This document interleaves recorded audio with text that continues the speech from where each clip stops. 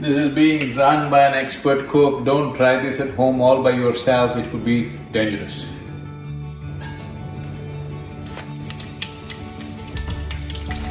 These are not crackers for Diwali, this is just Indian cooking.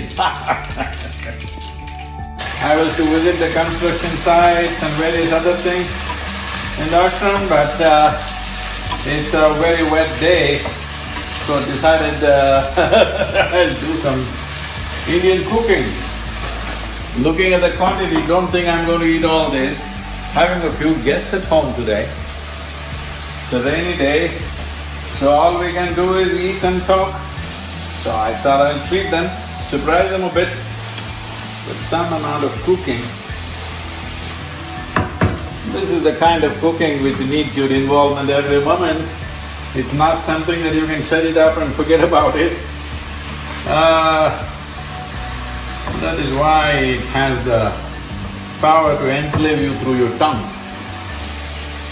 Well, once they eat my cooking, they will be in love with me for sure. Well, this is my own unique masala. Sorry, I can't give you the taste through the video. Here we are, making some nice parota, really. In South India we call it chapati, but actually it's a parota. So, though there was food in the ashram, I decided to learn cooking. I've never really entered kitchen and learned anything before that. But because I thought it would be very meaningful and important because Radhe loved Vidya's cooking so much and Vidya had learned cooking from my mother. So I went back to my sister, picked up a few things, then developed many things of my own. Well, now, at least many years ago, a few years ago rather, I got certified by my daughter that I'm the best cook in the world. So not bad, almost like a moon, full moon, huh?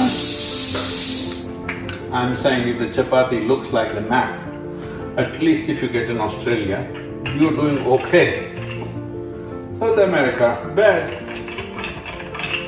But if you get Indonesia, ooh, no, you need to go back to school.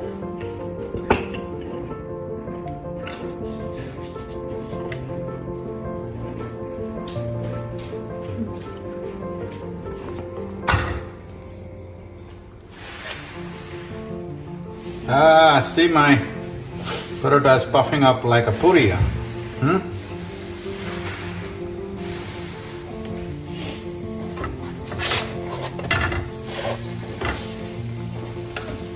It just cooked inside with hot air. Radhe, eppadi irukudhu?